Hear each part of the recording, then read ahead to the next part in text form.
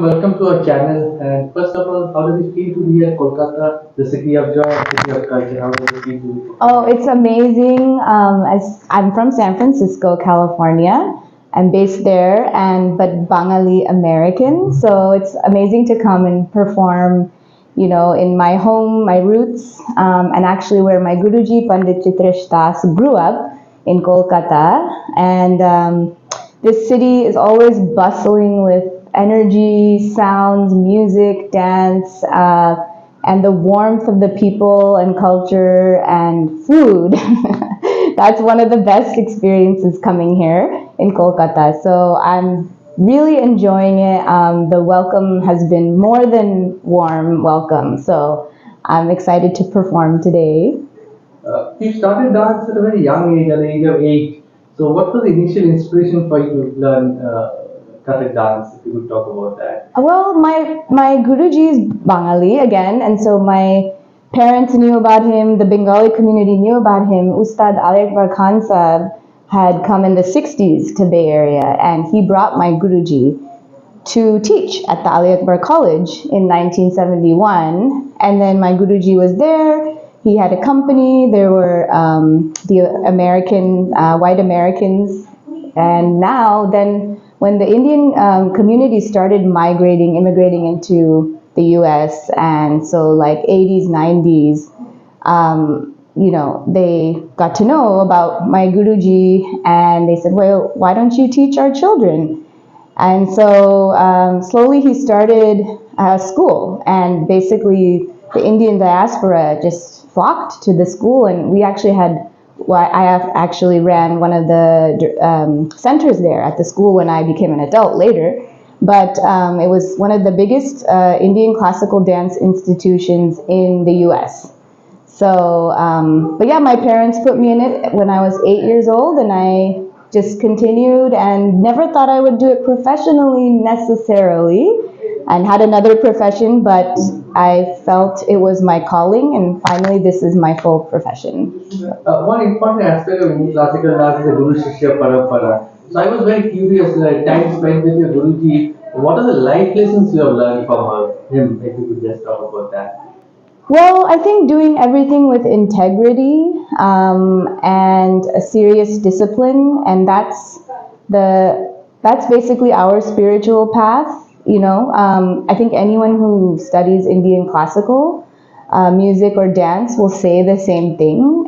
We don't do it as entertainment, actually, and it's actually a spiritual path first. So it's our yoga of life, the riyaz and everything.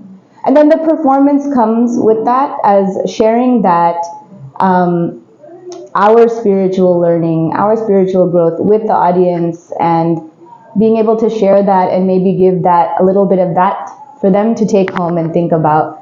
That's after. But first is our own training and riyaz and self-discovery through the art form and studying this, and we're like forever a student of the art, of life, and that's the way we approach it. So You performed all the prestigious venues of the world. Like if you look back in the journeys, which are the performances closest to your heart?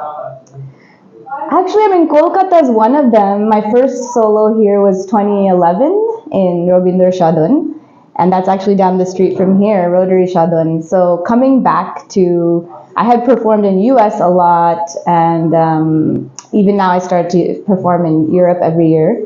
But actually, yeah, coming back to Kolkata the first time was something different for me, and it's like coming back to the home, the source of this art, where it started, where it all grew up. So that was one of my memorable ones. My very first solo, of course, was very memorable in 2009, and it was actually on November 22nd.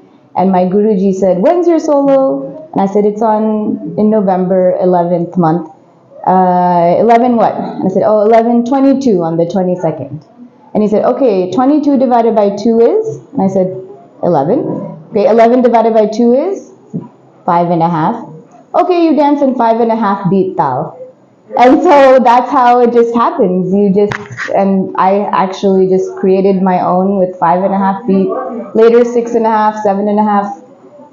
And that idea is that it's so deep, this Indian classical art, that you can create anything, and with that intellectual and virtuosity and agility and depth. So Last question regarding the collaboration. You have collaborated with various musicians. So how, as an artist, how important is collaborations for you? actually, that's very important, and it's a focus of mine lately. I'm collaborating with Western jazz, Indian classical, yes, Western jazz, Indian classical, flamenco, tap, because I think this helps us to grow as an artist and expand our minds, because art is really about connection, I think, and communicating. And if we can connect with other worlds, we help realize the universality of art, and that's what brings everyone together in harmony in a seemingly disharmonious world. But I think music and dance and art is what's something that can unite us all. So Thank you for this wonderful interaction. thank you.